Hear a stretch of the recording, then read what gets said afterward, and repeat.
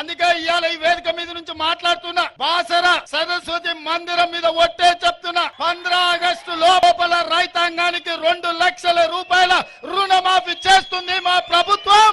నాది మా మంత్రివర్గానికి బాధ్యత.